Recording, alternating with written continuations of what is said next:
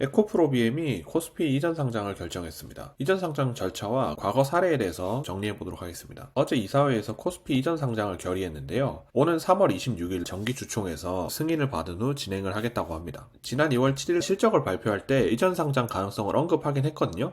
당시에 추진 시기는 미정이라고 했는데 생각보다 빠르게 추진을 하네요. 주가 차트인데요. 갭상승으로 시작해서 급등해주는 모습을 보여주고 있습니다. 이전 상장에 대한 기대감이 작용하는 것 같죠. 이전 상장을 하는 기업들은 기업 신뢰도를 높여서 투자 유치를 용이하게 하려는 목적이 큰데요. 에코프로비엠 같은 경우 코스피 200 편입도 기대할 수 있습니다. 코스피 200 지수를 추종하는 패시브 펀드들이 꽤 있기 때문에 만약에 편입되게 되면 패시브 자금 유입을 기대할 수 있겠죠.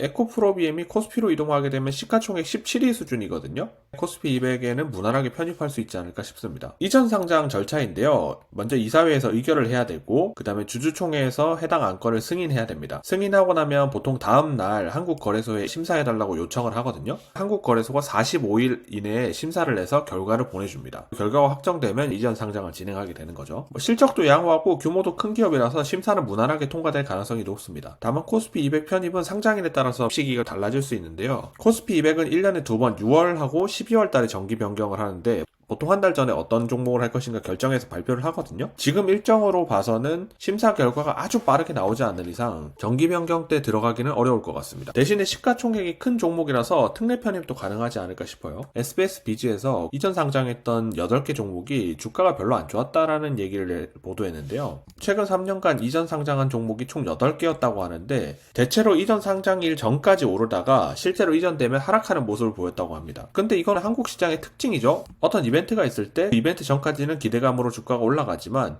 실현되면 오히려 떨어지게 됩니다. 많이들 이런 현상을 보셨을 거예요. 왜냐하면 이 이벤트가 기업 가치와는 큰 상관이 없는 것들도 많거든요. 단순히 사람들의 관심이 모이면서 수급이 일시적으로 모여서 주가가 올라가는 경우가 많기 때문에 이런 일들이 일어납니다. 가장 최근에 이전 상장을 했던 LNF의 차트를 보면서 설명을 드리면요. 이전 상장설이 보도됐을 당시에는 주가가 급등했는데 그 이후에 장기적으로 하락하게 됩니다. 하지만 이전 상장 때문이 아니라 당시에 2차전지 관련주들이 굉장히 힘든 시절이었거든요. LNF는 이사회에서 이전 상장을 결의하고 주주총회를 통과했을 때도 계속 하락했는데요. 이후에 어느 정도 바닥을 형성하고 상승하기 시작합니다. 이 구간대가 거래소가 심사를 하고 있을 때였는데요. 심사 결과가 나오기 전까지 주가가 어느 정도 올라가다가 승인이 되니까 오히려 빠졌죠. 에코프로비엠 역시 이런 비슷한 흐름을 가져갈 확률이 높거든요. 다른 부분은 조금씩 다를 수 있지만 거래소가 심사를 승인해서 통과가 되는 순간 하락할 가능성이 높습니다. 단기적으로 접근하실 분들이라면 거래소가 승인하기 전에는 정리를 해주시는 게 좋지 않을까 싶습니다.